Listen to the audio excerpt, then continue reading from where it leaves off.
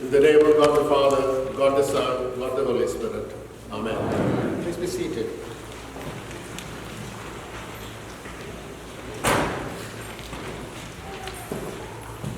A story is told about a boy who wanted a bicycle for his birthday, and he did not know how to pray.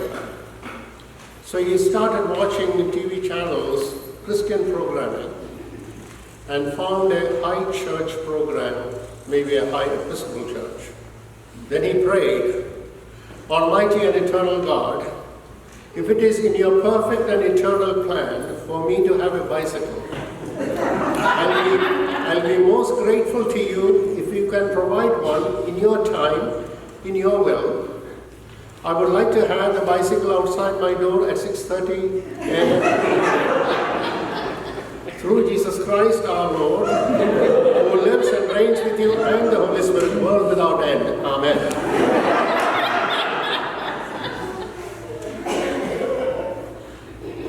There was no bicycle the next day.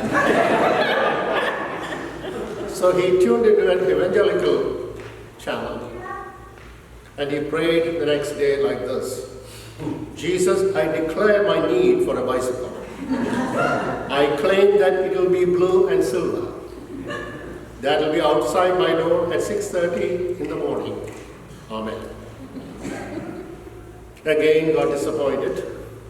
He walked around the house and he found a very small statue of Mother Mary on the mantle. And he tucked it inside his jacket, went out for about 10 minutes, came back without the statue, and went into his room, and he started praying, and his mother was watching. This is what he said, Dear Jesus, if you ever want to see your mother again,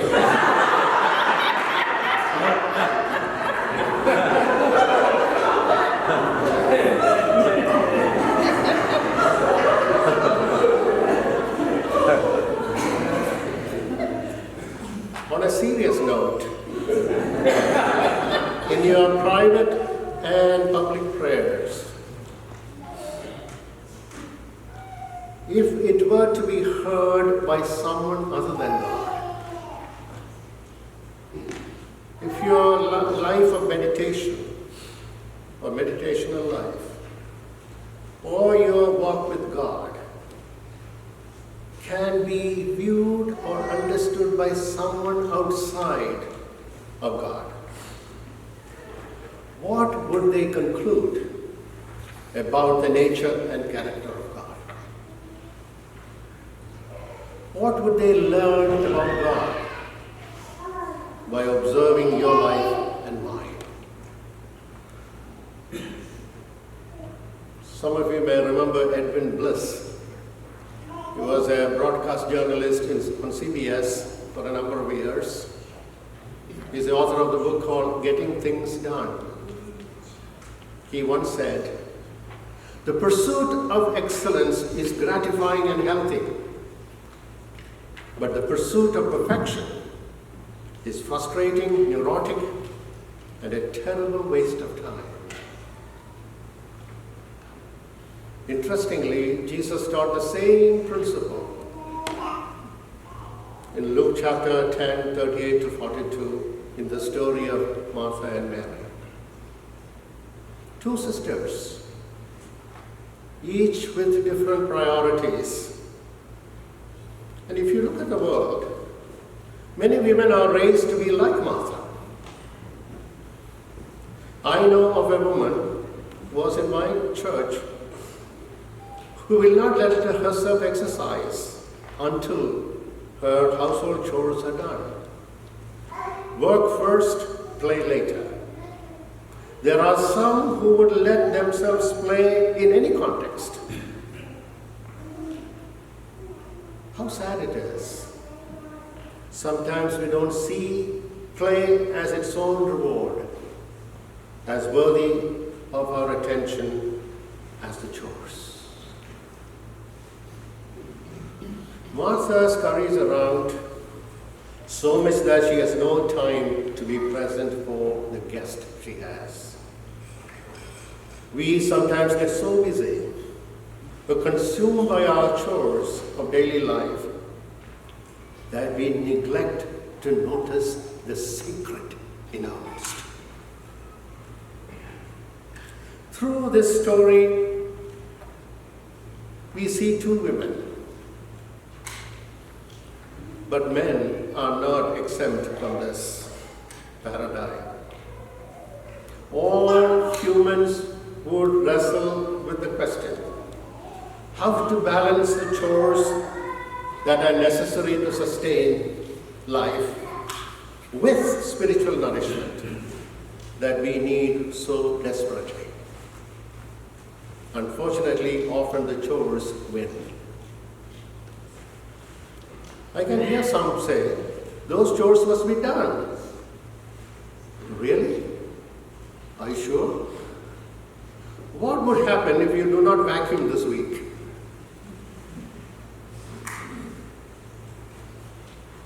But we do have now an additional distraction Martha did not have. We now have phones that are smarter than we are. Phones are now designed to make sure that we are constantly checking on them. We are so afraid of missing something important in our online lives that we are in danger of missing out completely in our face-to-face relationships. I live in Dayton. On Georges Road, once I was walking, I saw a bunch of kids.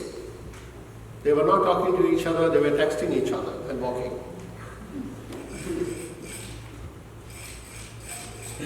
But in Martha's defense, she does have a visitor, a guest. Perhaps this makes her behavior different. She has the additional responsibility of being in charge of hospitality for a visitor. But when Jesus tells Martha that she worries about many things, the implication is that all of the issues that cause her anxiety are not ultimately important. It is a story that we, with our increasingly hectic lives, need to hear again and again every day. We need to stay alert. Busyness is a drug that dulls our senses. Charging through the to-do list can be a way of quelling our anxiety. But our busyness, we tend to forget what is really important.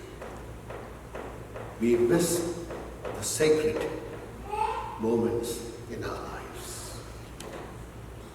Some of you know that I worked in Calvary Hospital in the Bronx, and I've seen a lot of deaths for 3.5 years as the Episcopal chaplain. It's the irony. I learned more about living having witnessed hundreds of people dying in that hospital. The message I heard every day for 3.5 years in that hospital was, slow down, slow down. The message was crystal clear. What I can be to another person is important than what I do. Being matters more than doing. What can I be to someone? This question calls us to seriously think about relationships. All I heard from the people who were dying in that hospital was a deep thirst for a fulfilled relationship. Let us bring the whole thing back to our church. St. David's is going through a period of transition. In the coming months, we are going to face a lot of challenges, changes. Maybe one way to sustain ourselves as a congregation would be to understand that relationships are more important than doing busy things. Maybe we may have to define and redefine our life together.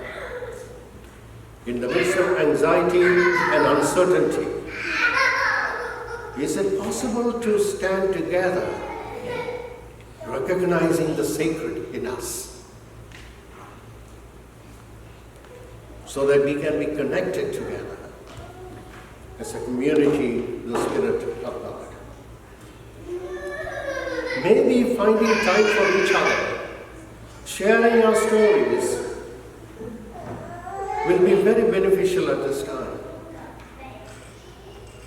And that will make us a community. I started with a fictitious story about a boy. Now let me tell you another story about another boy, which is real.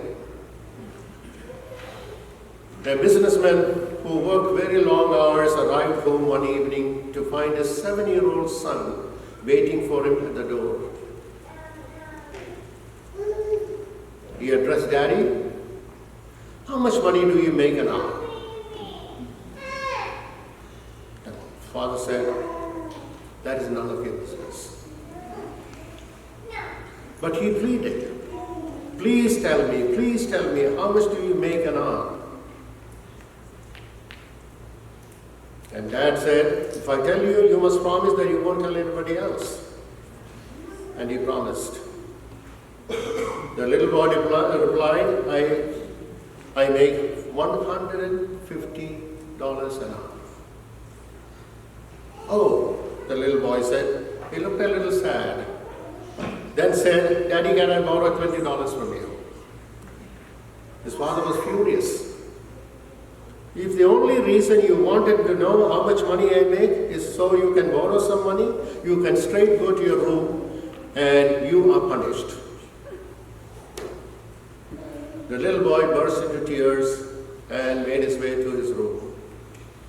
After about a couple of hours, father felt a little guilty, went to the room to make up, and told him that if you tell me what the $20 is for, I might give you. So this boy ran to the other side of the room and broke open his piggy bank. And there was $130 in that particular jar. My father said, "I'm very proud of you. You have so much of money, you can buy anything you want." He said, "No, Daddy, I want $20 more so that I can buy 1 hour of your time."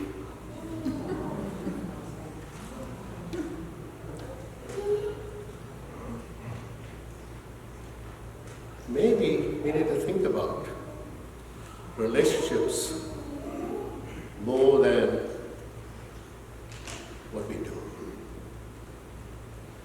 Maybe we need to think about how the community is going to operate for the mission of the church from now on till we find a permanent leadership.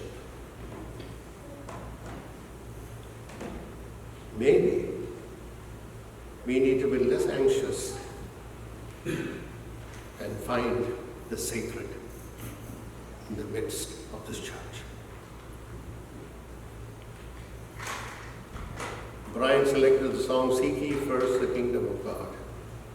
Let me amend those words a little and say, "Seek ye first the sacredness of our house." In the name of God the Father, the Son, and the Holy Spirit.